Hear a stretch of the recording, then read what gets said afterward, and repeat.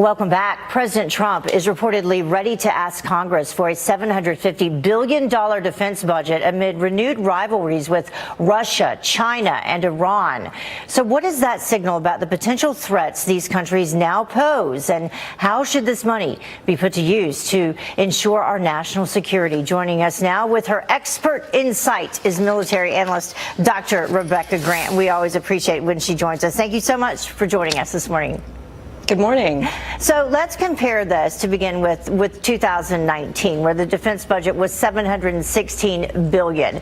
This proposal now would be $750 billion. That's not yet set in stone, but what do you think about that? It's a strong move, and the first impact here, Heather, is President Trump is signaling to Putin in Russia, to Xi Jinping in China, to Iran, and to anybody else that the U.S. is willing to pay to maintain its military leadership, to do near-term readiness, and to invest in strategic and conventional modernization, and buy that new high-tech artificial intelligence hypersonics that we need to maintain that military edge. That's the first and strongest message. So this would be an about-face for President Trump, reportedly, because there had been discussion of some cuts.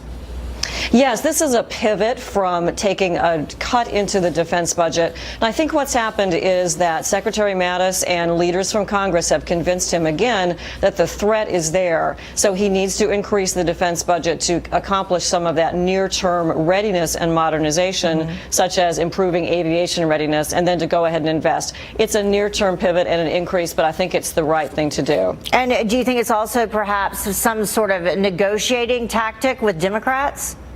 Absolutely. This whole budget right now is a negotiating tactic. It's the budget that's right to carry out the national defense strategy, but Congress will have the final say. So with a Democratic House coming in January, President Trump has to clearly lay out what the military really needs for its modernization and its budget, and then they will negotiate, and Congress will have the final say on whether they implement and pay for that or not. It's interesting if you take a look back historically, and we can bring this figure up for people at home, the percentage of defense spending within the federal budget back in 1957, it was 59% of the budget, and then compare that to 2017, where it was just 15% of the budget. So we've actually gone down, while you would think the actual risk around the world has gone up.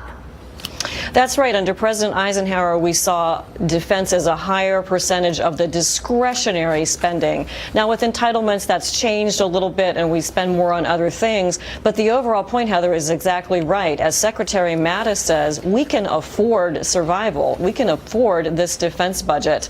And it's still a very small percent of our overall gross domestic product, only about 3% right now versus about 5 or 6% back in the 50s with that figure you showed. Yeah, here and President Trump's pick for the chairman of the Joint Chiefs of Staff, I found this interesting. He warned that Russia and China specifically represent what he called, quote, faint clouds of a coming storm for the United States.